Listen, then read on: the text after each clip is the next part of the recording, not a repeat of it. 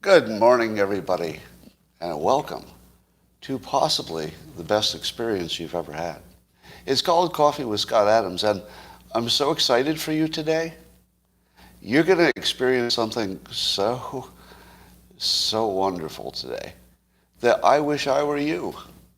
I mean, if I could trade places and be listening to what I'm going to be telling you today, wow, I'd do it in a heartbeat. You are so lucky compared to me. But all you need to join me and others in a plane of happiness that's hard to describe is a cup or a mag. Yeah, or a mag. Get your mag. You probably have a few magazines, if you know what I mean. And I'm not talking about things you read.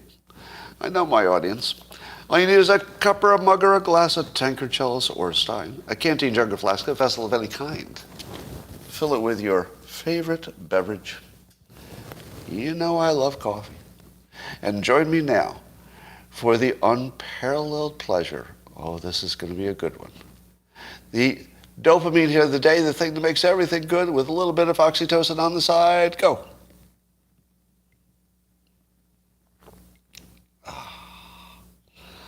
Long COVID? Thank you very much. Thanks for noticing. No, an update on my long COVID. 0. So I could say with a high degree of certainty that I have no detectable long COVID, in case you wondered. In case you're keeping track of your anecdotes. All right, now here's a thought for you. You know, I'm always jabbering on about we live in a simulation. And, you know, this reality is a bunch of bits created by some other civilization or intelligence. And how could you tell if it's true? It's sort of annoying, isn't it? Because if we're in a simulation, presumably the simulation could be programmed to make it impossible for you to know you're in a simulation. I mean, all it would take is one line of code, right? If you discover you're in a simulation, immediately reinterpret it as not a simulation. That's it. One line of code, and every time we discovered our true reality, we would instantly forget it and reinterpret it in some other way. So it would be very easy for the creators, if we were a simulation, just hypothetically, to keep us from knowing it. Literally one line of code. That's it.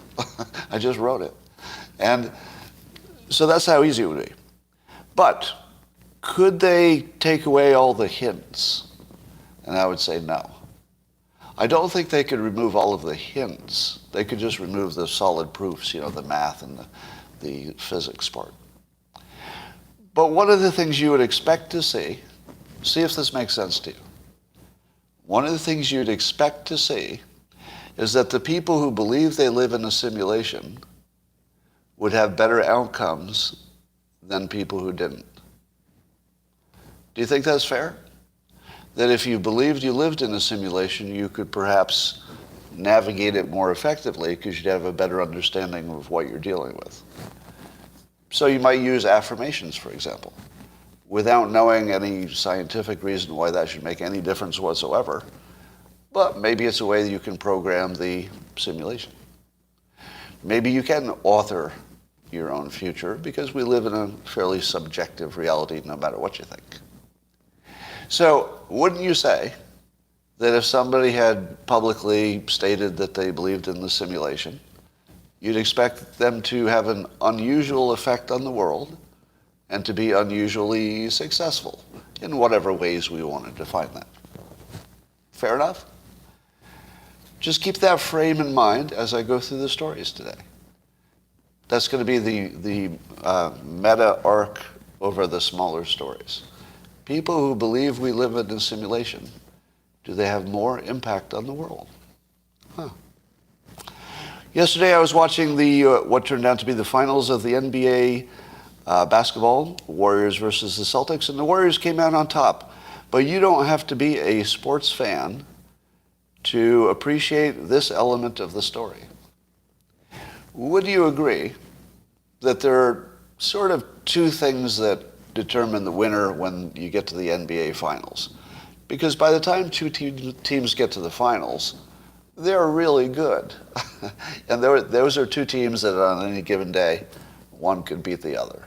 So generally speaking, that's a true statement. Now, often it's said that the difference is size.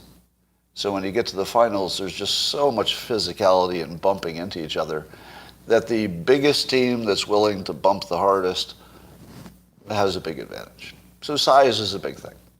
And the Celtics had a bit of size and youth, I believe, over the Warriors, who were seasoned and a little bit injured this year and a little bit older. So the physicality argument said the Celtics were going to win. And at least in one of the early games or two, it looked like that was going to be the story. Just bigger was better. There's just nothing you can do about it. Bigger is better, especially if you're going to put your full energy into it. Bigger is often not better if you're on the practice court. This is something that Don Nelson discovered. The smaller players would beat the bigger players in practice games. But when you got to the finals, the big players would play harder. and that was it. They would just, shut down everything. So the Celtics should have won if size were the only factor. But you also have talent and superstars and people who can change the game. You've got Steph Curry on the Warriors, and he can basically just change the nature of any game like a Michael Jordan could have. So that's another factor. But the other biggest factor is the psychology of the two teams. And here I think that Steve Kerr, because I've been watching him for a long time, is kind of a genius on the psychology. And here's just some of the things that I see him do. One of them is that he supports the team, especially the superstars. So you would see if Green, who's one of the more vocal and best players in the NBA, he got real mad and demanded that the coach show a replay, which they have only a few rights to do. So you don't want to use up your replay rights. But he demanded that the coach do it. And watching the way Kerr responded to Green was really interesting, because the moment that Green demanded it, Kerr said yes. And I don't think he necessarily would have. It doesn't look like that would have been his independent decision. But the way Kerr manages Green's psychology is sort of amazing, because you can imagine Green is a tough character because he's always arguing with the refs. He's a really big personality on the field. But Green is the one who manages the team's psychology. So there's this trickle down. When you're on the court, you can see Green really being the one whose energy changes everybody else's energy. If he's having a good game, he just makes them have a good game, right? He gets the ball to the hot person. I mean, he's really just, you watch him in real time just completely controlling the psychology of his own players, and then they control the psychology of the game, and then they win. And you can see the trickle down. It's Kerr to Green to the team. It's not Steph Curry. Steph Curry is just the best player. But Green is the one who manages the psychology on the field, and then having the best player is a big part of it, of course. So there was, okay, you're way ahead of me on this story. This story has a wrinkle that's coming up. Last night, on the Warriors bench, now they're playing an away game, right? So they're in their enemy opponent's building in Boston. And on their bench, they have a visitor. Steve Kerr, the guy who I think is just one of the best managers of psychology I've ever seen, has as his one visitor on the bench, Tony Robbins. Tony Robbins. Now, if you don't know how funny that is, let me give you some background. Tony Robbins has been, famous for doing his personal growth, personal improvement seminars and books and stuff for decades. And the reason that he's so famous and he can do this for decades is why? Why is Tony Robbins so rich and famous and successful for decades? It's because it works. That's it. Now, you expect somebody like that to have some kind of scandal take you down. I think he's had some minor ones that he's managed to brush aside. But he is really good, and the things that he says are based on the same things I've studied. So he's an expert on persuasion, and he also has a direct line back to the top hypnotists, literally hypnotists, of history. So he was actually mentored by one of the most famous hypnotists. And I don't think he necessarily uses that word, but it's one of the things he's added to his talent stack, beyond the energy he brings and all of his own ideas and stuff. But he's got a talent stack that includes hypnosis.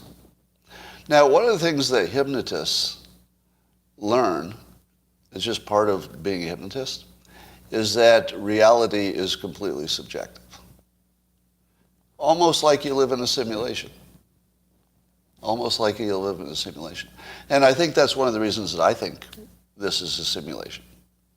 Because if you study hypnosis, one of the things you learn is that people make decisions first, and then they decide why they made the decision second. And you can't even be a hypnotist until you understand that. That's like a basic understanding, that everybody sees the world backwards, or upside down, or inside out, whichever it is. As soon as you see it the way it is, you can manage it more effectively. If I believed that people thought about things and then made decisions, I would treat people differently. I would write differently. I would express myself differently. I would do everything differently, but I don't believe that. There's no evidence of it, and once you learn it, it's hard to unlearn. People make decisions first for reasons they don't understand, and then they say, it's because it was, I'll save money in the long run. But that's sort of after the fact.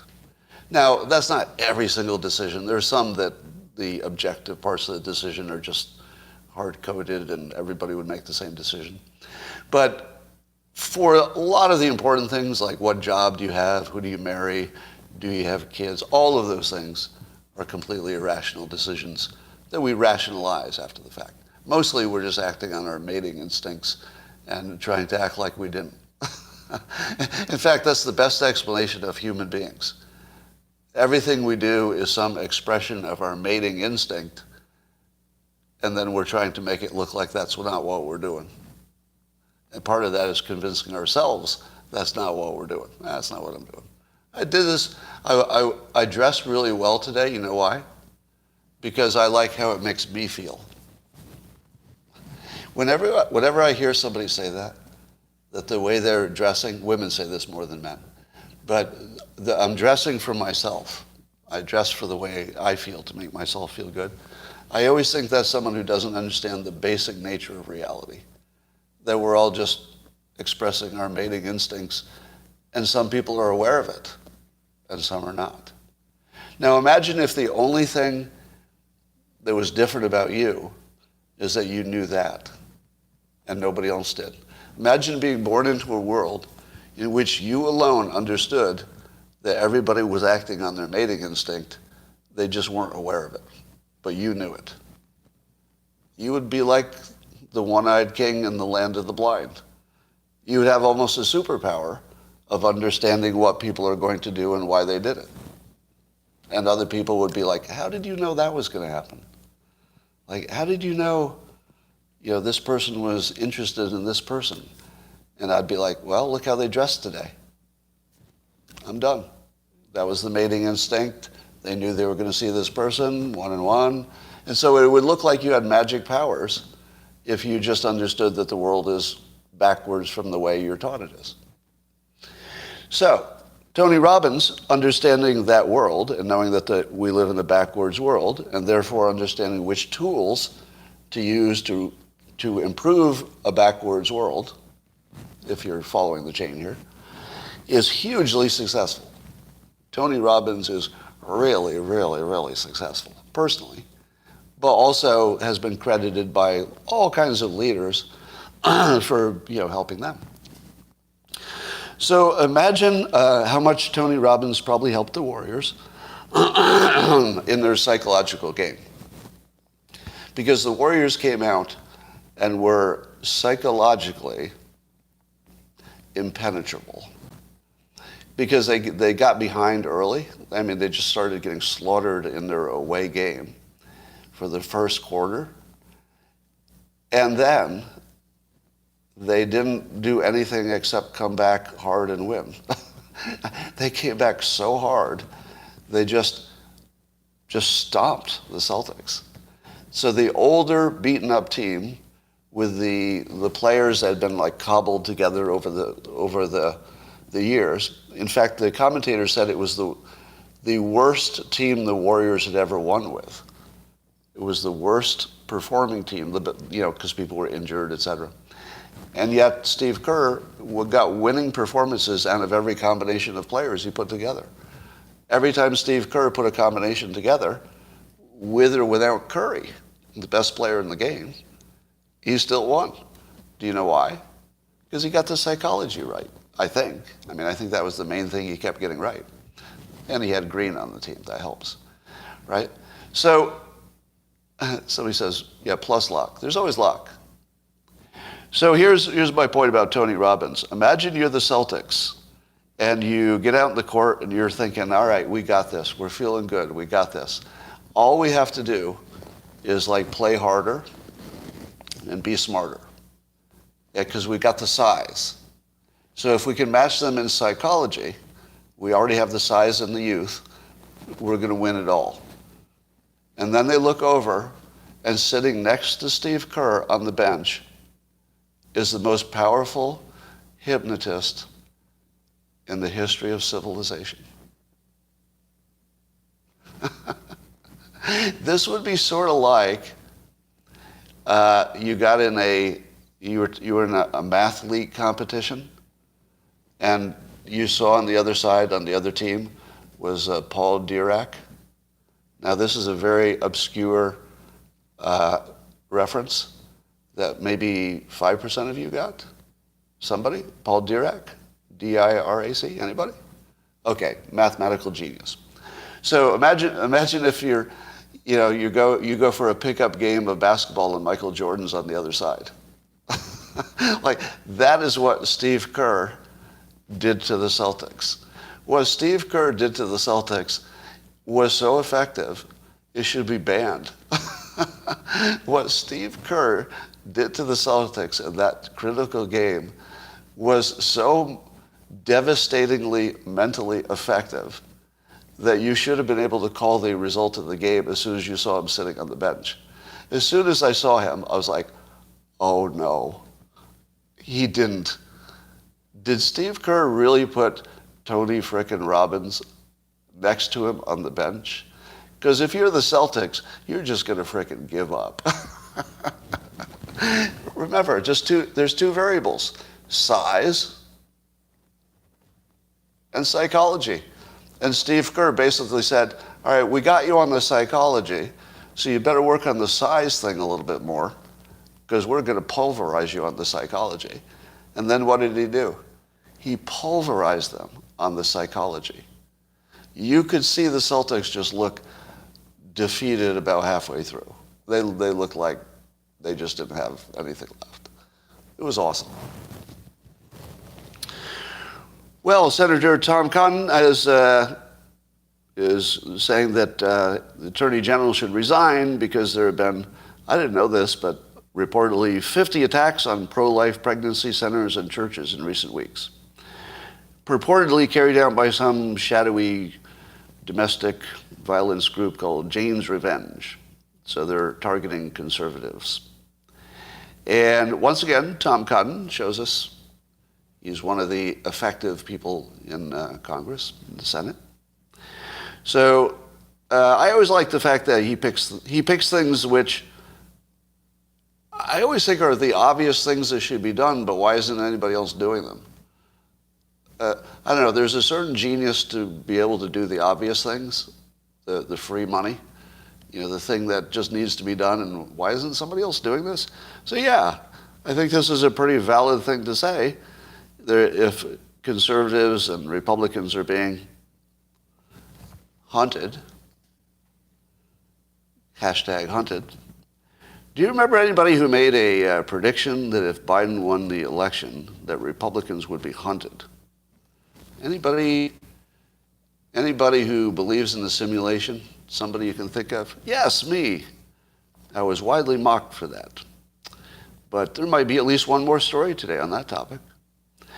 So, to their credit, and I'm going to keep giving them credit for this, CNN had another, what I would consider, very balanced segment in which John Berman was pushing Jennifer Granholm, the energy secretary, on the consistency of the following things that the Biden administration wants.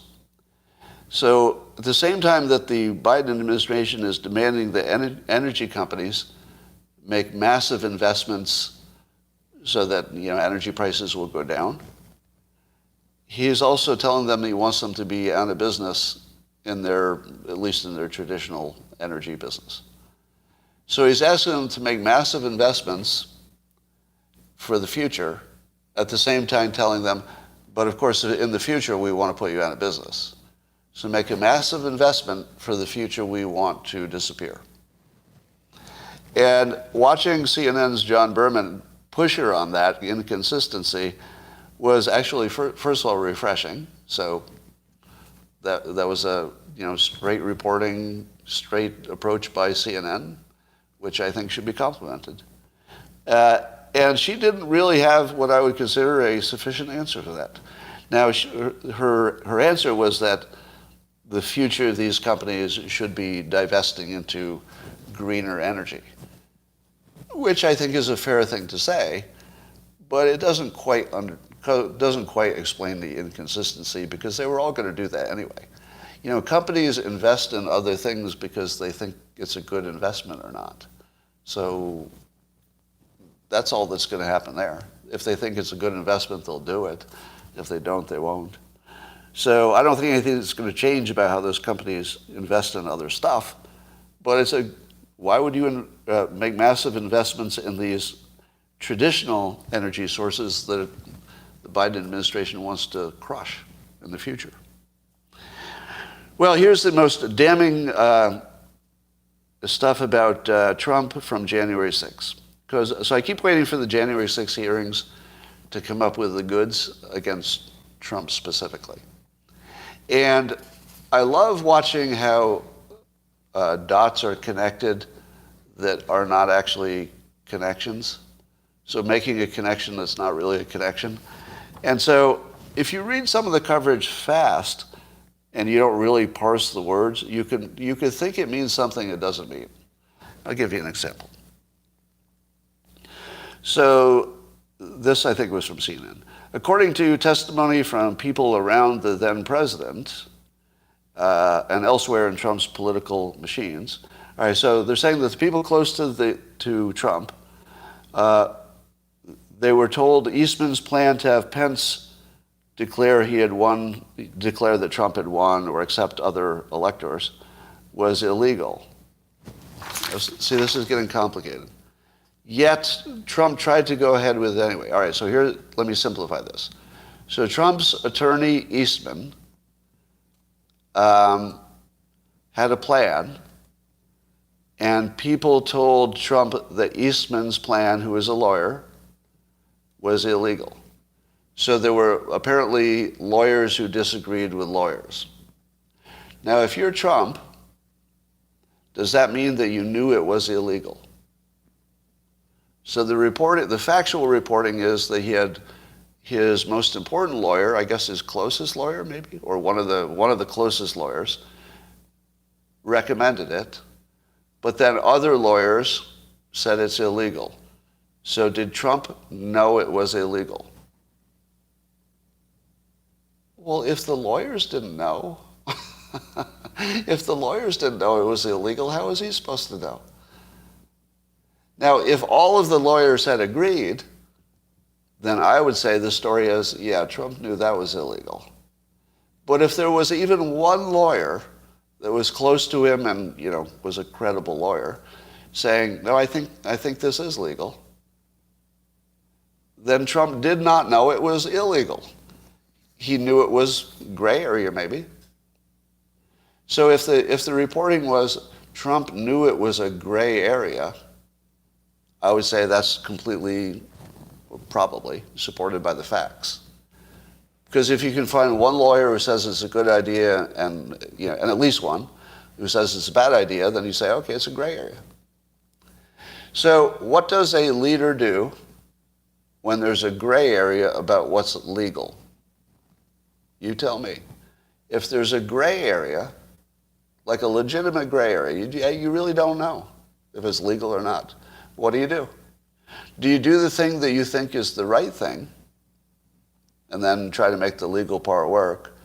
Or do you say, it's a gray area, so even though I think one thing is the right thing to do, I'm not going to do it because I don't want to take a chance in this gray area situation? What would a leader do in that situation? Well, it depends on the leader, probably. If you have a low appetite for risk, you'd probably say, all right, I'll just accept it and move on, because you have a low appetite for risk. Suppose you have a high appetite for risk, and you spent your entire career in ambiguous legal situations. Can you think of anybody who has spent more time in ambiguous legal jeopardy than Trump over his entire career? How much ambiguous legal jeopardy has that man endured in his entire life? More than anybody in the world, maybe? maybe if there was some kind of competition of who has endured and survived the most ambiguous legal jeopardy situations, I think it would be Trump all the way. I think he has decades of doing this consistently and at least not being taken down by it. What would you do if you'd spent your entire career not being defeated by ambiguous legal situations? You'd do what you'd always done. You'd use your gut, and you'd just go for it. That seems to be his method. He uses his gut, and then he just goes for it. And probably has worked more than it's not worked his whole career, which is why he's Trump and you're not. So it's hard to get in anybody's head, but it's not irrational if you have disagreeing lawyers and an entire background of your hunches, or let's say your instinct, as he might call it. If you've had good luck with your instinct forever in these ambiguous situations, and you felt strongly, you'd probably just go for it. And that doesn't, to me, sound like evil. You could spin it as he was doing anything to keep him in power. But let me ask you this. Do the Democrats believe that if it had been Trump's second term, and he just ran 2 terms, or let me ask you a different way. Do Democrats believe that if Trump got reelected for another 4 years, and it was constitutionally impossible for him to run for another term, does anybody believe he would try to stay? And I think the answer is yes. I think Democrats believe he would try to work some kind of dictator trick to stay in office after a second term. I don't think there's one Republican that would support that. I mean, okay, there's always one. I mean, you can get a crazy person to support anything.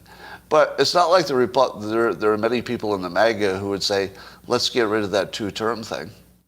No matter how much you like Trump, you'd still say, there are people with Trump's policy preferences who are not 1,000 years old.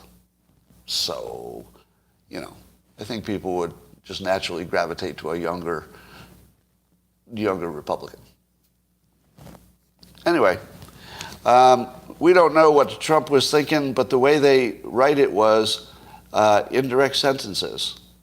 So somebody was told something. We don't know who did it, and we don't say somebody told him. We say somebody was told. When I see indirect writing like that, the was told, that feels like somebody's in weasel mode while they're writing the sentence. Because direct sentences help you with clarity, and indirect sentences, which is one of the most obvious things that a good editor would change. It's kind of a tell that somebody's trying to not be clear. USA Today deleted a bunch of articles by one of their writers, and I guess fired her, because apparently some of the quotes were fabricated. The existence of some individuals quoted could not be independently verified. In addition, some stories had quotes in them that had been credited to others. So basically, they fired their own reporter for having lots of stories that were partially made up. Now, Mike Cernovich, who's one of the highest value Twitter followers you can have, if you're not following Cernovich, why not? You need to. He points out that US Today is a fact-check partner for Facebook and maybe even Twitter. So the fact-check partner for Facebook and maybe even Twitter, I'm not sure why we don't know if it's Twitter, but we don't, had to fire one of their own reporters for making up news, like a lot of it apparently. And Elon Musk, who apparently follows Cernovich's account, just replied with one word, wow. Now, why is Elon Musk in the news 4 times a day? So here's the first one. So, as he's trying to buy Twitter, and he's watching the quality of their fact checkers, disintegrate, at least their reputation disintegrate in the public. And he's just, wow. So he's watching that, which is interesting to me. Now, if you believed you lived in a simulation like Elon Musk did, wouldn't you be surprised if he were not the richest person in the world? Or let me say it another way. Shouldn't we expect that at some point, if we live in a simulation, that all of the richest people in the world are people who believe in the simulation? Because they would be the ones who played the game the best and knew how to win. Maybe. So there's Musk, richest guy, and also coincidentally believes we live in a simulation. Jack Posobiec is foreshadowing something interesting. He is tweeting today, what if Roe will not be overturned? And if it came from someone else, you'd say, okay, there's somebody just speculating some stuff on Twitter. It means nothing. But Jack Posobiec has a long history of having good sources. And so when someone who has good sources says, maybe the Supreme Court won't overturn Roe, or maybe not in the way that has been reported. So somebody asked him what he knows that other people don't know, and I think he responded, nothing good. Now, it's a little bit cryptic, isn't it? So I don't know if there could be yet another leak from the Supreme Court. Wouldn't that indicate there are 2 leaks from the Supreme Court? Now, here's the interesting play here. Number one, may I ask, was I the first person who said, I wouldn't trust that first draft? Now, other people have said it, of course. But I think you heard me first say, don't necessarily assume that the first draft is anything that you're going to see. They could be just testing the argument out. What if that's true? Now, the other thing is this. If you're the Supreme Court, what is more important to you?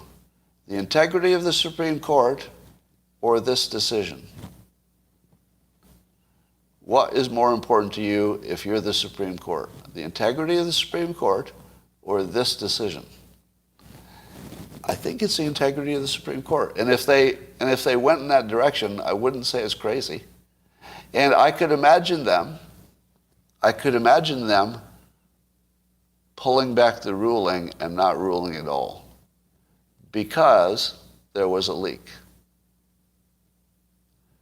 Would that fuck up everything? Imagine it.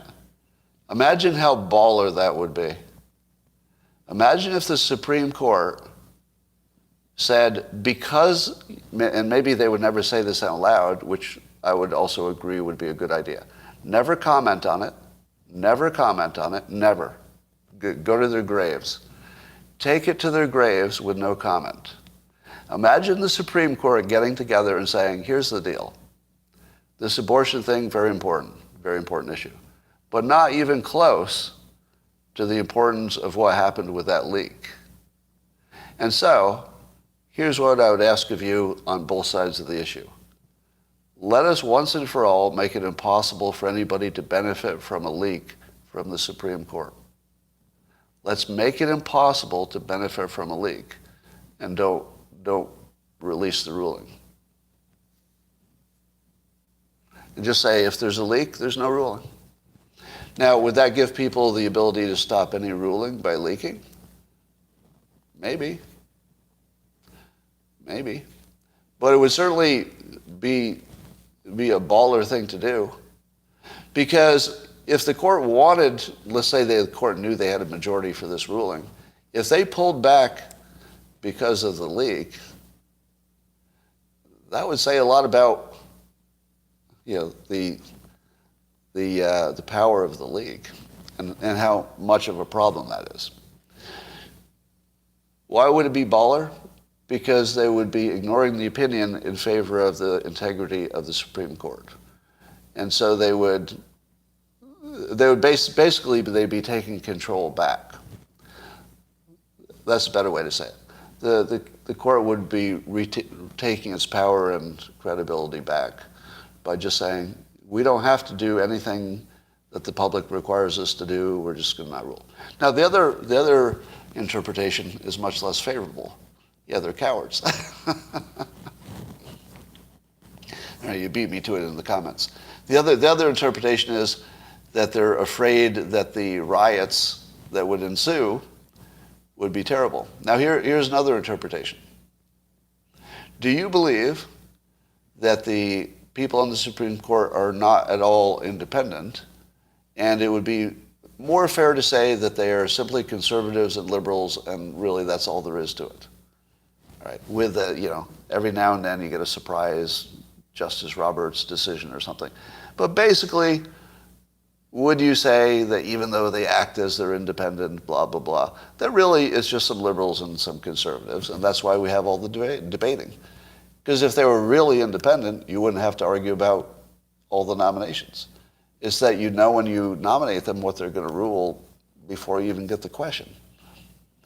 So, if they're that partisan, and it's that obvious to everyone, what would stop the conservatives on the court from saying, we only want to make a ruling that helps us politically? Suppose the conservatives said, the only thing that would stop Republicans from sweeping is a Supreme Court ruling killing Roe and then making everybody go to the elections. Think about that. If the conservatives on the court are really, and I'll say corrupt, I think corrupt would be a fair enough word in this case. If they're really just conservatives and they're not even real justices, all they're doing is saying, conservatives, this is what you get, and we're going to rationalize it somehow. But we're on your team, we're just going to vote your way every time. So, there are some real interesting questions about this. I could easily imagine that the court would pursue their own credibility or even a Republican victory and then hold off the decision until after 2024. What about that? What if the court said, we're going to delay this until after the political season? Oh, here's my prediction. Yeah, here's my prediction. The court has correct me if I'm wrong, they have the flexibility to take any case or not take any case, and they have the flexibility to wait as long as they want. Is that true? That they do have the flexibility to wait on any decision as long as they want. Nobody's going to tell them they have to make a decision. Is that true? There's no pressure to do it or lose it, right? Suppose the Supreme Court says there has to be a response to the leak. There has to be. And because the leak was obviously released for political purposes, to influence the midterms and maybe even the presidential election, we at the Supreme Court are going to take away that win. And we're going to delay the decision. Actually, they don't even have to announce it. They could just not do it. And maybe it would leak that that's the reason. Because that would give them their, are you agreeing with this? Because that would give the Supreme Court everything they want. If you imagine that that is the decision they want, the majority of them, they would still get their decision, but they would wait until there was a Republican scenario. Because that would also guarantee that the conservatives get the next nomination in the courts, et cetera. Assuming everybody can survive until 2024. What do you think of that prediction? Okay, that's what I would do if I were Justice Roberts.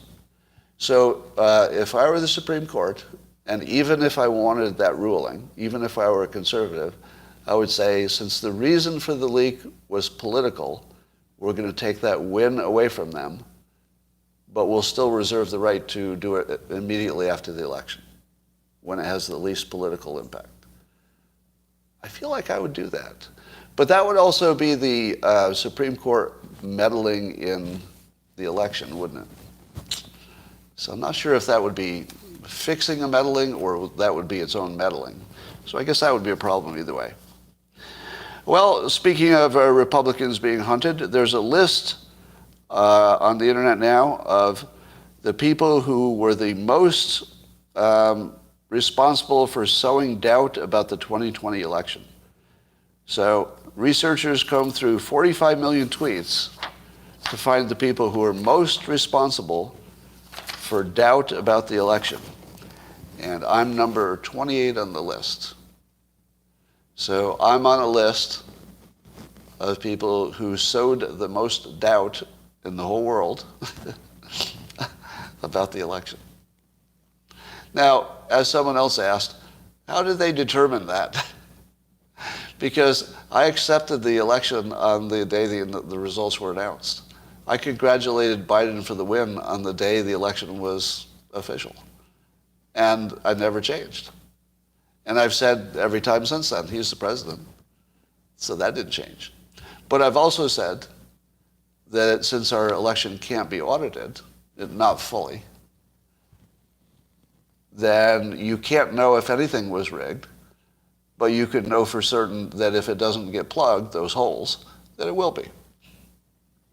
We don't know when. Might be this election, might be next, 20 years from now. But if you don't plug the holes, it's a guarantee somebody's going to walk through that open gate.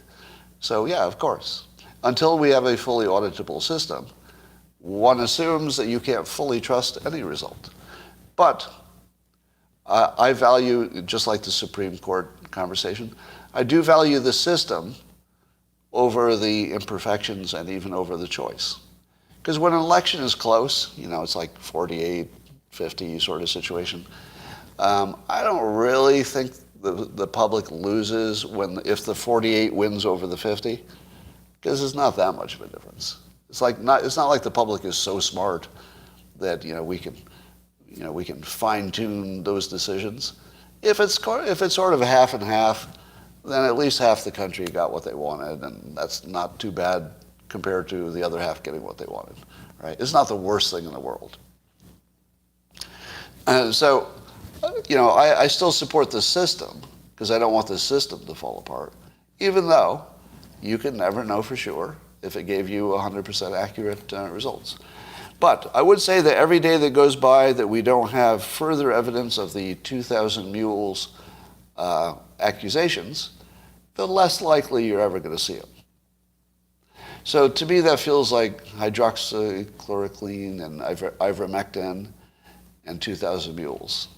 I put them all in the same category in just one thin way, not in general, but just one specific way, which is every day that goes by, that they're not proven to work, it's probably less likely that they will ever be proven to work.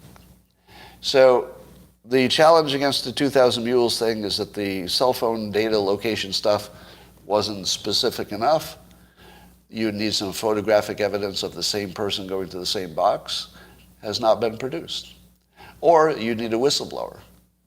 The allegations of all of these mules is kind of interesting when, if a mule existed, you don't think that mule would find a way to monetize their whistleblowing? Because you could go to a major news platform and say, look, disguise my voice, pay me $50,000, and I'll tell you that I was a mule and I dropped off multiple things. But that hasn't happened, has it? There's not one mule who would take $50,000 and a disguised identity to tell that story. Now, maybe they'd be afraid of being killed or something, but I don't know how much you get paid to be a mule, but it can't be that much. I would think that I'd take the $50,000 if I were a mule, and I thought I could get away with it. Because remember, these are people who think they can get away with stuff. If you're a mule, you've already bought into the idea of breaking the law, right? So if you could have another way to maybe not break the law and make $50,000, that doesn't seem like a big risk. So every day that you don't see somebody take the $50,000, because easily somebody would give them $50,000, right? You telling me that there's no conservative who would pay $50,000 to get somebody to hide their identity and say, yeah, I was a mule, here's how I did it. I don't know. That many mules? So the same argument that says if you don't have a totally secure election system, and there have been reports of vulnerabilities, eventually it will be hacked. But for the same sort of math logic, if you have so many alleged mules, and you'd have to have a lot of them, right? Not one of those people who are a group of people who engage in illegal activity by definition, because it's illegal, at least the muling we're talking about is illegal. Not one of those people would accept $50,000 to tell their story. Because of their own legal jeopardy, maybe? I don't know. I feel like that's a group that would take the $50,000. I feel like you could get dozens of them to take it. Because that's good money for, a little bit of criminal activity. Suppose you had a mule who went to the press and said, I'll make you a deal. If you, the press, hire me a lawyer, and you go to the law enforcement, and you ask them to give me a pardon or some kind of dispensation, I will tell my story to you. You'll give me $50,000, and I'll have no legal jeopardy because you helped me clear that with your lawyer. There's no mule smart enough to make that deal. Really? I don't know. I feel like that would be just such an obvious deal that they could make that deal. So every day that goes by that we don't have proof there was anything wrong with that election, I say the odds of it are much smaller. Much smaller. Right. All right. So what do you make of the fact that I'm on a list of election doubters? Doesn't that sound like I've been hunted? Literally, somebody paid, some rich people paid, for an entity to pour through my tweets and other people's tweets, hunting for certain people who are associated with opinions that they say are associated with the right. Now, I'm not Republican and I'm not conservative, but I got on the list. Now, have I been hunted? Did they not literally hunt for me by the data?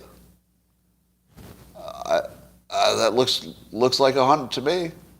What is hunting other than going and looking for your target? Like, actually, what is the definition of hunting? Let me ask that. What is the definition of hunting? And see if it fits. Define hunting. All right. The activity of hunting wild animals or game, especially for food. Okay, it's not that. Well, that's a rather limited definition. So they're not using the, it's similar to stalking. All right, well, we can do better than that. So remember I told you that it seems likely that, especially before the 2024 election, that I will be the subject of a hit piece. I feel like this list is sort of activating the activists to say, okay, here's your hit list. And it even included how many people retweeted us so you could know how big our influence was. It was literally a list of who was influential on a topic they don't like. A list of who is most influential on a topic they don't like. Think about that. Suppose conservatives created a list of who on the right was the most influential on a topic they didn't like. How would that feel? How would that feel? Because if you saw that list, what would you do? Well, if you're a nice person, you'd probably just read it and it would be interesting. But if you're a troll or a terrible person, what would you do? It looks like a hit list, doesn't it? It looks like the list of people that you should go after. You should troll harder. You should try to make their life uncomfortable because these are the bad people. I believe I just got put on a bad people list. Because what would be the point of making a list of people who are most influential on a topic you don't like? What would be the other reason for the list? Tell me. What would be the other purpose of the list other than to target me personally for some kind of payback or destruction or minimization? Am I right? There's no other purpose. I don't believe there's even an alleged other purpose. I don't believe there's a cover story. I don't believe anybody's saying anything else but here's a list of people who should be, disavowed or targeted or something. So I'm on the list now.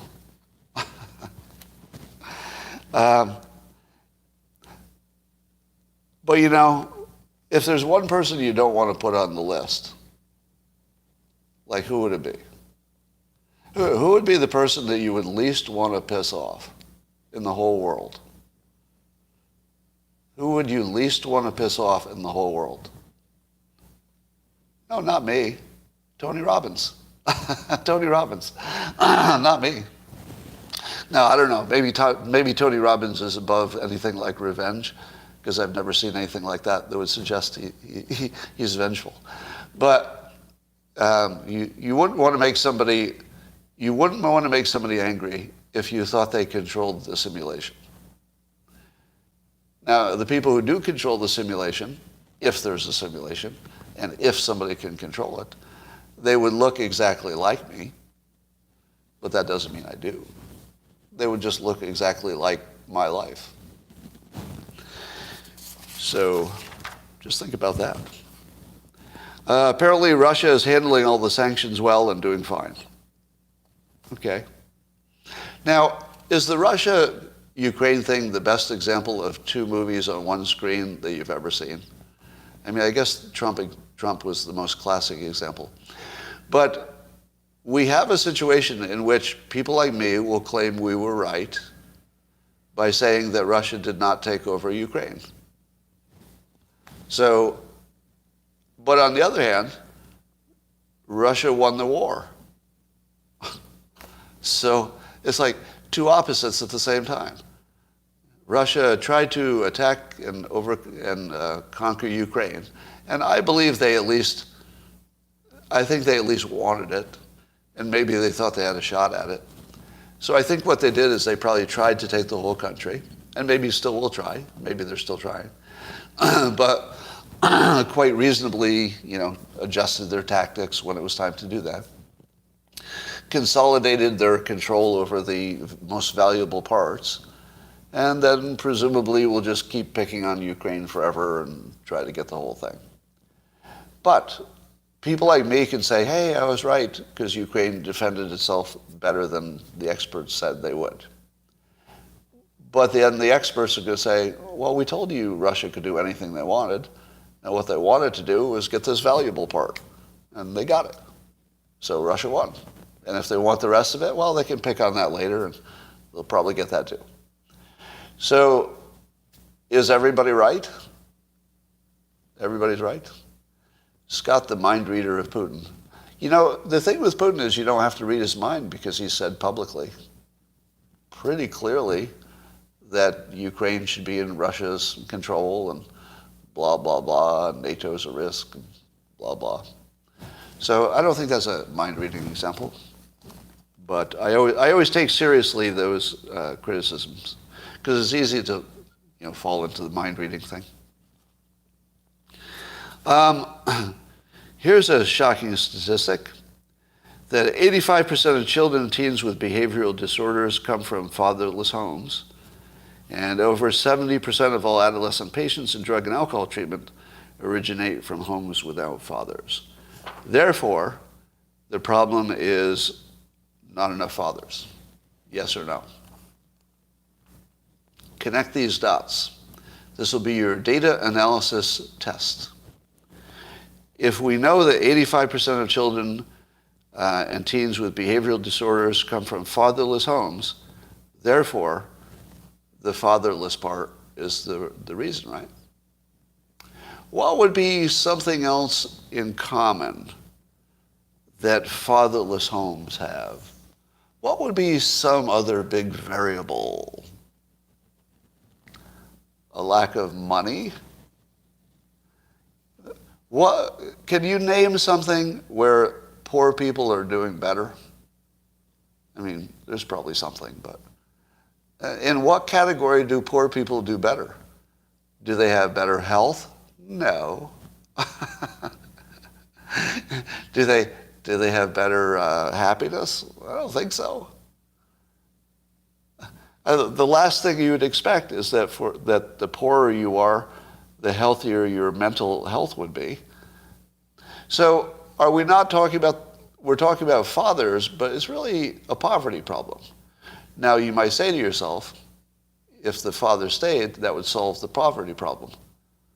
Would it? Are these fathers the fathers with good jobs who the only thing wrong with them is that they didn't stay? No. I don't think the only thing wrong with the fathers is they didn't stay. They probably would be an economic drag as much as an economic benefit. So I'm not sure that saying fatherlessness is the problem.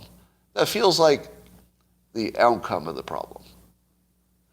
Do you want to give me do you want to hear the most provocative hypothesis of what the real problem is? Do you want to see me get banned from all social media and lose 15% of my followers in the next 60 seconds? I'm just going to throw out a hypothesis. What if the problem is mothers? I'm not saying it is. I think it's curiously missing from the conversation. Because remember, it's a bunch of things we don't understand. So if it's a thing we don't understand with a bunch of variables in it, why can't it be the mothers? If the father doesn't stay, what's one possibility for that? What is one reason that the father wouldn't stay? Name a reason. Well, one is that the father's a piece of crap, right? That's what you go to immediately. The father's a deadbeat, piece of crap, irresponsible, possibly a rapist. That's what you go to. Why? Because men are awful and women are awesome. Those are the rules. Those are the rules. I'm sorry. Amber Heard, an exception. But the rules are that men are trash and women are goddesses and queens. Queens and goddesses, those two categories. You can only be two things if you're a woman, either a queen or a goddess, or a princess, three things. But men are criminals and dirt and rapists and murderers. They're awful. And so if you see a situation where there are two variables involved, one is the mother, who is the one who spends most of the time with the child, that becomes ruined. So the mother is the one who spends all of the time with the child who gets ruined, and the fault of this process not working, the mother spending all of the time raising the child that gets ruined. The reason that the child is ruined by the mother who spends all the time with the child is the father who's not there. So the person who's not there is the one who ruined the child, not the person who's there. No, not the person who's there. Let me do a little mental experiment for you. Let's imagine a world in which the mothers were doing the leaving and the fathers were always left with children. All right, it's an imaginary world. In the imaginary world where the women all left and the fathers were left to raise the kids, and then those kids turned out to be drug addicts and behavioral problem kids, would the analysis be that the problem was the mother left? Or would the analysis be, I think the one who's there raising the kid is the one ruining them, and no wonder the mother left, because that father couldn't even raise a kid. So how much of a father could he be? So obviously it's the father who's a piece of trash garbage who is, at least they're at the home, but they're ruining that kid because they're the one raising it, and the kid turned out bad. Now, is that a fair analysis? That the person who raises the kid is mostly to blame if the kid turns out wrong? Or is it the person who wasn't there? Is that how we normally think? In a normal situation, would you blame the person who wasn't there? Or would you blame the person who was there? And how come you've never asked that question? How come you just automatically accept the interpretation that men are pieces of shit and they cause the problem even when they're not there? Even when they're not there. So I think that fatherlessness is, something that needs to be focused on and understood, and we need to find some way to help the kids. But I don't know if the situation is so simple as the conservative view that is fatherlessness. I think there's at least an equal possibility that the mothers are all broken. And that one of the reasons that the father didn't stay is that the mother's broken and he just couldn't put up with it. So why is it always the father's fault? Now, I'm not saying the fathers should be off the hook, nothing like that. I'm just saying that the way we analyze this is so obviously not rational that why would we expect that we could figure out how to solve it? If and this is, I think I've made a pretty strong case here. If we're not looking at it in a rational way, why would you expect anybody could solve it? You'd have to start with understanding it, at the very least. And if you're not willing to say the truth, that whatever makes these people poor, and whatever makes this father leave, or whatever makes the mother, not have a partner, maybe it's them. Maybe it's them. All right? Maybe the people are fucked up, both the mother and the father. Maybe. Maybe poverty is just always bad. How about poverty is always bad? I think conservatives, honestly, I think you're destroying the topic. Because when you simplify it to fatherlessness, first of all, I just don't think there's enough support for that opinion. Even though the statistics are highly correlated, it's just too simplified. There's just too many other things that are correlated. So, somebody says you're off on this. Yeah, I'll look for some pushback. By the way, if it turns out that the statistics just say, yeah, it really is the guy's fault pretty much every time, I could be persuaded. I'm easily persuaded on this point, by the way. Easily persuaded. But there is no argument against what I just said. The automatic assumption that men are trash is what is driving the entire frame of the debate. And if you're in the wrong frame, you're not going to find a solution. So what's the solution? How about fix the mothers? How about that? Imagine if every single mother who had a kid started looking like a good prospect. Suppose instead of saying, oh, shoot, this one's got a kid. I don't want to marry that because I'm going to be responsible for somebody else's kid. Don't want to be a stepdad. You know, what if you fix the mothers so that men want to stay with them? Oh, yeah. Look what I just did. What if you fixed the mothers so the men wanted to stay? But I will give you this. You would have to also train the mothers not to have sex with the wrong guys. Can I give you that? Because most guys are the wrong guys. Most of the men are defective too. Like if you think I'm letting men off the hook, that's not what's happening here. I'm not letting anybody off the hook. I'm just saying that everybody's on the hook, right? Including me. I didn't have any biological kids. We're sort of all on the hook. Like, I don't feel that I don't have responsibility for this. I feel like I do. I feel like I do. Now, you know my philosophy, which is in 2 occasions I've preferred being a stepdad than a biological dad.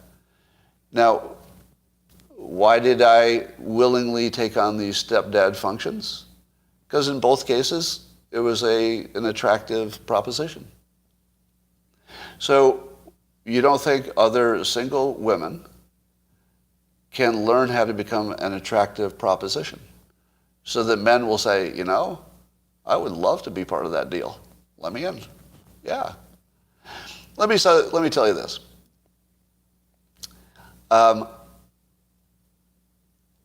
There is not much competition out there.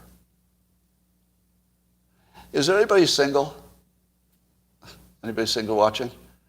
Have you noticed that weirdly there isn't much competition out there? Here's what I mean. If you go to the gym and have a job, you're in the top 10% of all eligible men. That's true. If you go to the gym and you have a job, you're in the top 10% of all eligible men. Was that hard? That wasn't hard. What would it take for a single woman to have, multiple men who want to marry her? Not hard.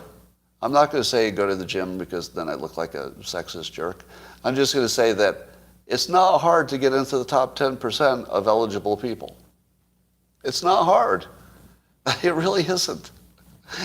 You just have to be nice to people, build your talent stack, work on your appeal, right, which is mostly fitness and diet.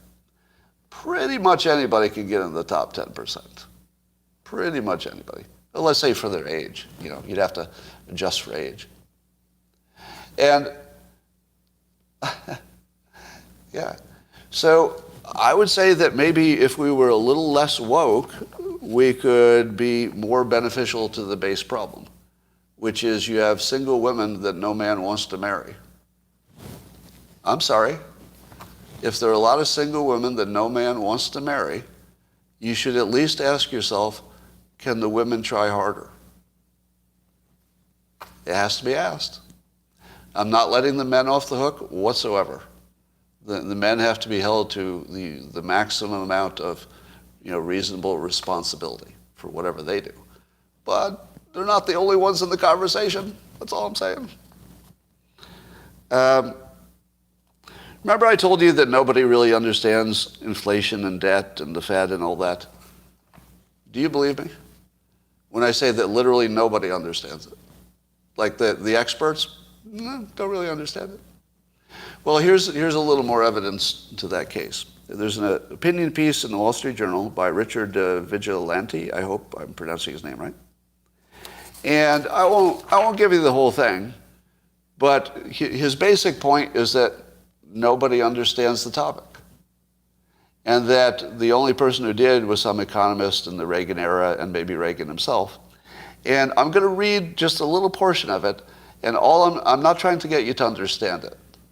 Right? So when you don't understand this, don't worry about that. That's not the point. I want you to understand they hear somebody who makes what I think is a fairly strong argument, then nobody understands it. All right, so here's his definition. This is Richard Vigilante for the Wall Street Journal. And I recommend the piece. It's eye-opening. He said that Reagan beat inflation not by reducing the official money supply. So remember, everybody thinks that inflation is caused by an increase in M2, the money supply. But Reagan beat inflation not by reducing it. Okay, so that's the first thing that's opposite of what everybody thinks. Like everybody thinks increasing the money supply that's inflation. That's all it is. Too much money for too few goods. But Reagan beat inflation not by reducing the official money supply. M2 nearly doubled during his time. Okay, that's opposite everything that everybody believes. But he did it by boosting demand for money. How do you do that? How do you boost the demand for money? The great lesson of the Reagan era is that money supply is determined by investment opportunity. What? Absent such opportunities, no matter how much money the government gives people, they will reject it and turn it into stuff, meaning they'll buy goods. So people have two choices of what to do with money. Simplifying things. They can put money into just buying things that they like, or they can invest. If you give them better opportunity to invest, then that money supply just gets sucked up into investments, which creates new taxes, which creates all kinds of goodness. But if you take that money supply and there's too much of it, and there's just a lot of money, people will say, I don't need this new thing, but my money's not worth much, and I'd like a chair. I'll just turn my money into a chair because, the money's going to be worthless. I might as well have a chair. Or something like that. I'm simplifying too much. And so, what do you think of that? What do you think of the idea that all we would need to do is a Reagan-ish, Trump-ish change in, I think what Reagan did is he changed the capital gains taxes and some other things to make investment much more worthy. And he beat inflation because he came in after Carter, right? So he came in during the stagflation era, the worst of all possible worlds. So if all you do is make it better to invest, you solve everything. So now I'm going to give you 2 rules of economics that could explain everything. Right? Number 1 is if employment is good, you're probably fine. I keep telling you that. If you just look at the one variable, is our employment rate good? You're probably fine. As long as you're not ruining the country with inflation or debt. Right? So that's the big variable. So here's the one rule, maybe, the one rule that tells you if you're in trouble in inflation in the long run is whether you're making investment look like a good option. So if the government is continuing to make investment look good, you solve every problem. So 2 things to know. If your employment is good, you're probably in good shape. As long as your inflation is also good, and you can predict that by your investment situation. Now, what would happen if Republicans take control of Congress and the presidency?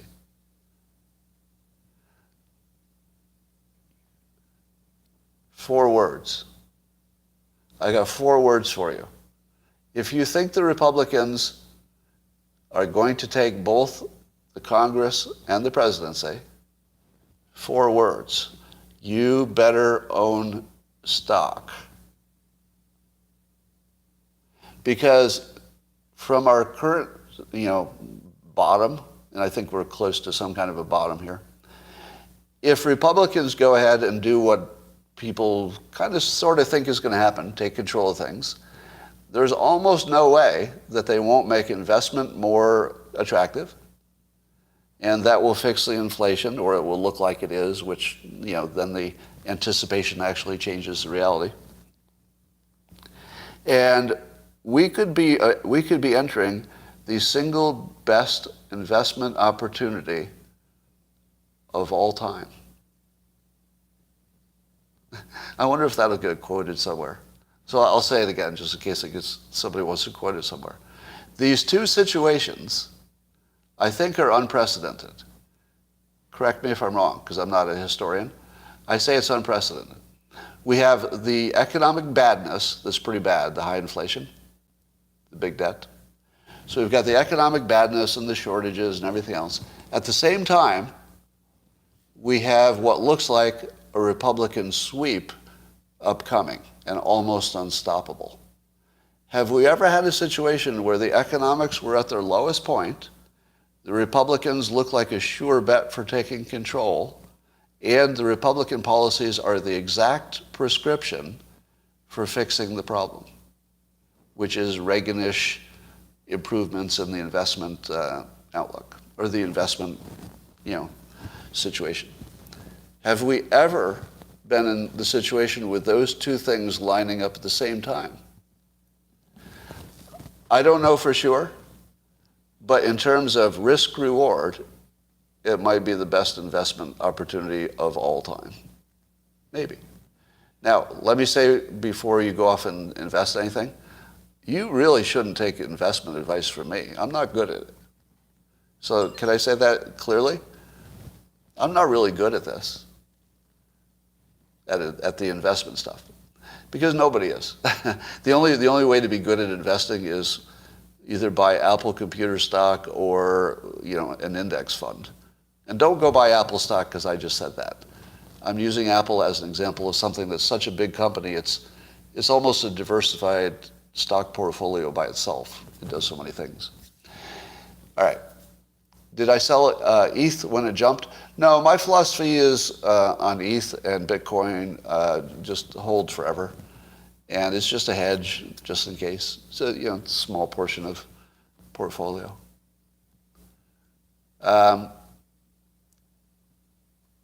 Father's Day is Juneteenth Day. How about that? The richest man in the world gets sued a lot. Elon Musk is getting sued over allegedly pumping up Dogecoin, and then it became worthless. So who knows? Is there anybody who was buying crypto who thought it was an investment? I feel like this is a lawsuit of smart people against dumb people. Like the only way you'd win is if you got a jury of your peers who also believed that crypto was a good investment in some cases. It's never going to be a good investment, except in the narrow sense of a diversified portfolio. All right. So apparently there are 30 alleged officials from the Trump administration who believe that Trump is not fit to be president again. What do you think of that? Do you think that there are 30 people who are close to Trump who say he should not be, that he's not fit for president? You know what I wonder? Is if Republicans are going to throw away everything. Because Trump might be the only Republican who could lose. I hate to say it. He might be the only Republican who could lose the presidency. Because imagine if it's just some strong candidate that's not Trump. DeSantis, Tom Cotton, let's say. I believe that without Trump's baggage, and given Biden's low popularity, that anybody could be the Republican Biden. And by the Republican Biden, I mean the person who doesn't have so much baggage that that's the whole story. They just have to be a Republican, and they'll just get elected. Trump is the only one who brings risk, because I'm not sure how many people are going to vote for somebody whose former advisors say you shouldn't vote for him.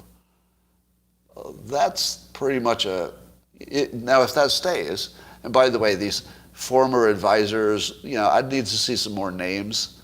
I saw 2 or 3, but I'm not so sure there are 30 of them. But allegedly, there's some conversation about how to keep him from running. And by the way, I'm not convinced that he's decided to run. Or let's say I'm not convinced he will decide to run. I think he could take a better offer. He could. I think he could take a better offer. I don't know what that would look like, But if anybody ever made a better offer, he's a deal maker. I think he'd take it. Yeah, he's already a kingmaker.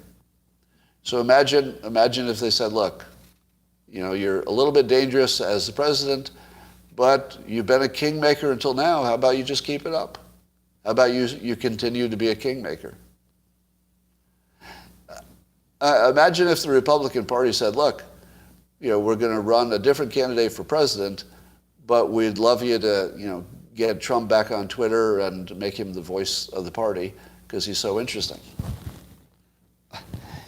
I would listen to Trump talk all day and be happy about it if, somebody like Ron DeSantis was actually running the job. And, because I love all the controversy that Trump brings. Like, I love the entertainment. I love the show. And I do think that in the way that Fox News can influence Republicans, I think that Trump could influence topics almost as much by talking about them out of office. If he had his Twitter platform back, for example. So, I don't know. I think there's at least a 50% chance that Trump will take a better offer. And the better offer would be to not do the job of president, but be the most influential voice in the country. Because he could easily do that. Because he can decide who gets his endorsement. You know what?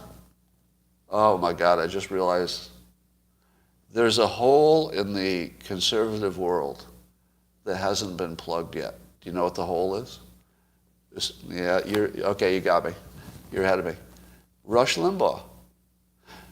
The Republicans lost their strongest, provocative, non-politician voice.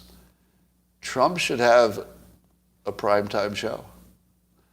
Maybe a radio show, but I think he's better live. Maybe a podcast. Trump as the new Rush Limbaugh, having actually served in the office, would be insanely interesting. Like, you couldn't look away from that. And as soon as you hear it, that he would be the Rush Limbaugh replacement, what does that tell you about the quality of that option?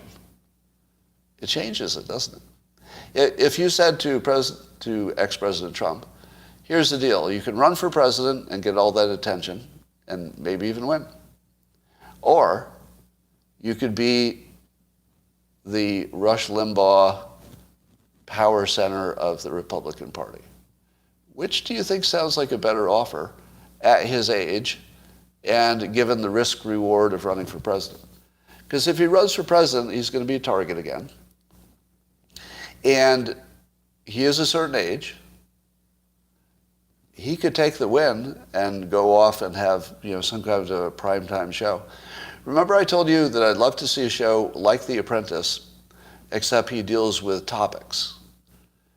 Imagine Trump filling the Rush Limbaugh role of, the important voice, if you will, and except doing it and allowing both the left and the right to debate with him as the moderator of the debate. Oh my God. Imagine watching him interrupt people on the left and the right, because there's stories of him challenging even the people on the right during meetings. Wouldn't you love to see him say, stop, answer the question? No, you're lying, answer the question. How much would you love to see Trump with his thumb on two experts making them fight it out, but they have to make sense and they have to stay on topic and they have to answer the questions? Oh my God. Now imagine a sidekick, because you always have to have a sidekick. So who would be Bo Snerdley would be, I guess that would be first choice for one type of sidekick. But I'm talking about a sidekick who would be the data person.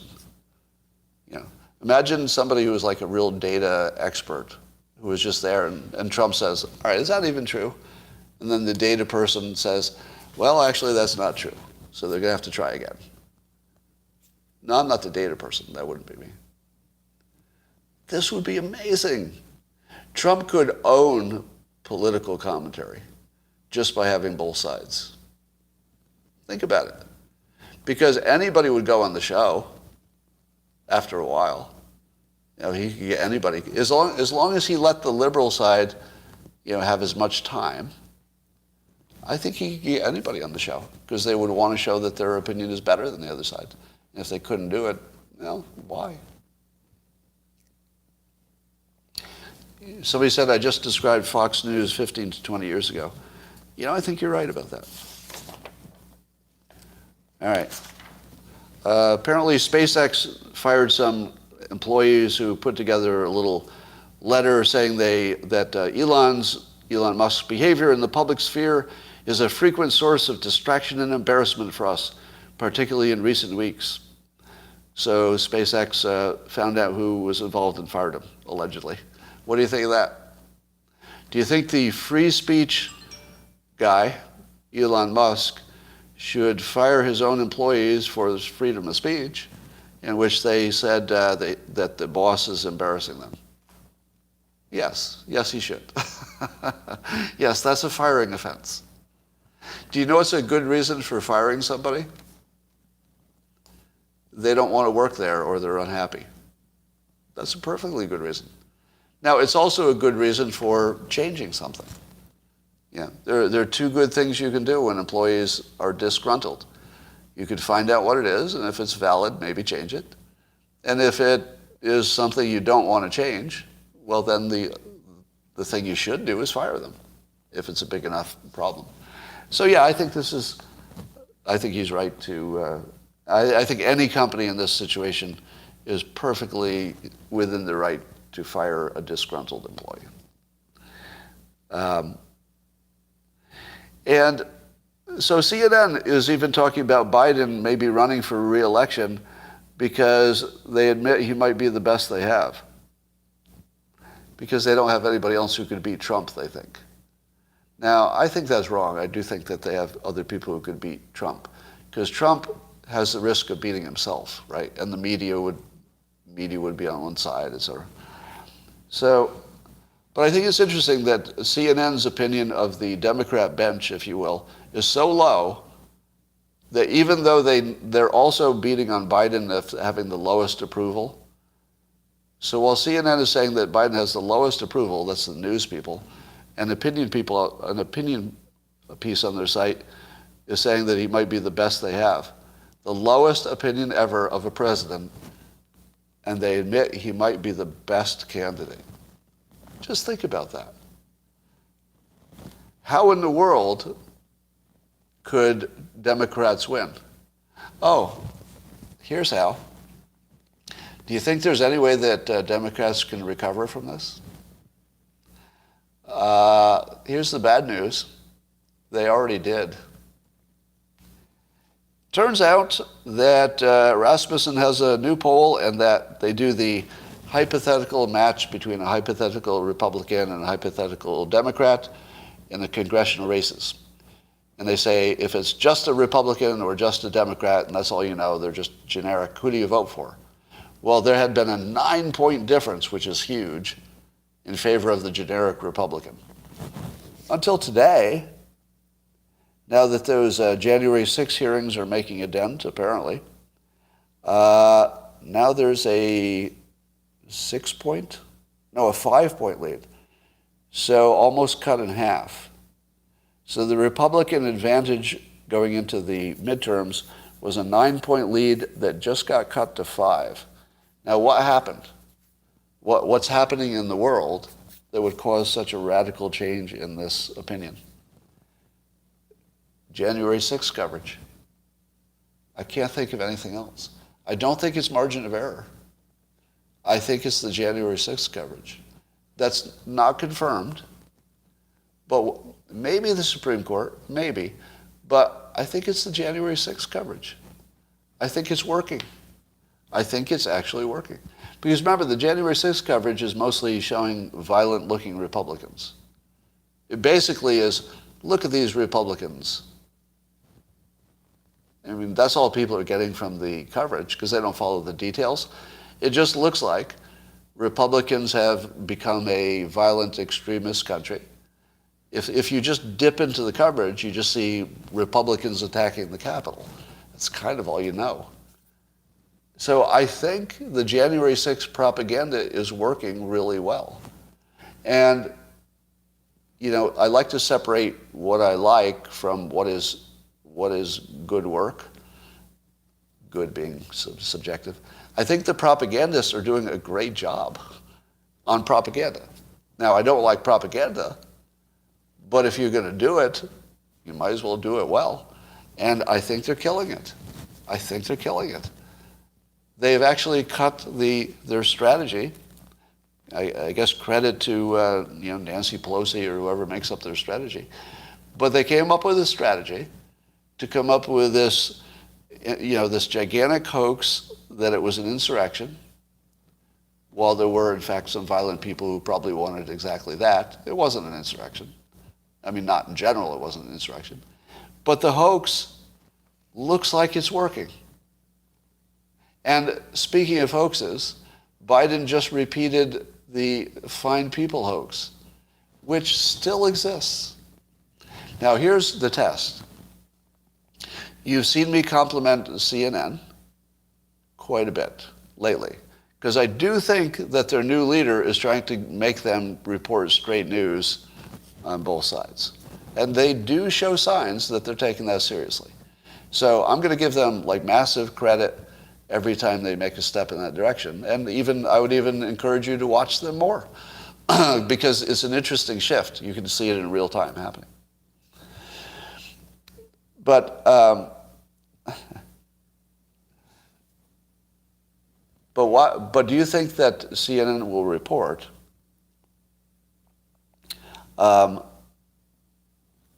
what's happening with the fine people hoax? This is the ultimate test. If CNN's leader is going to take seriously that CNN is going to report straight news from now on, he has a fresh example of Biden repeating the fine people hoax.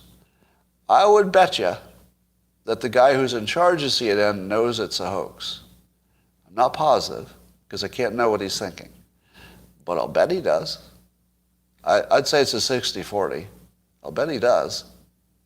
Now, if he knows that's a hoax, and he knows the president just repeated it in public, if he doesn't see his people call it down as a hoax, will he make them? Will he say, you're going to have to say that was a hoax? Because we do context now. We're not doing the leave stuff out of context thing. We're going to put the context in. It looks like he's serious. So that's something to watch for today. If you see that, CNN is back. That would be big news. And if I were the head of CNN, I would just break the world in half and just say, look, let's really make a splash. Let's admit that all of our coverage was fake about this fine people hoax. We don't have to actually go back and do apologies, but you're going to have to put it in context going forward. And you're going to have to start today because the president just repeated it. What would happen to CNN's viewership if they did that? Would they lose viewers because their own side would say, hey, what's this? Or would they gain viewers because there would be a national debate about what's going on over there? I think they could gain. And I would love to see this. I would love to have us battling it out about whether CNN has actually changed the direction of the ship. Because again, credit where credit is due, I think they're trying. I think they're trying, legitimately trying. And that could be a great thing for the world. I mean, really a great thing. You know, it's funny because there's an opening for a major news network who reports the news straight down the middle. If they find themselves, that they can do that, well, maybe they've got something there. All right. Since summer has come, I've stopped looking at I've gone extra long. So I think I'll go do something else, because you probably need to too. And may I say, this was the finest live stream of all time. I think you all enjoyed it a little bit extra. If you play it at 1.25 or 1.75 speed, my understanding is I'm even better. So make sure you do the recorded one if you want to do that. And YouTube, I'll talk to you tomorrow.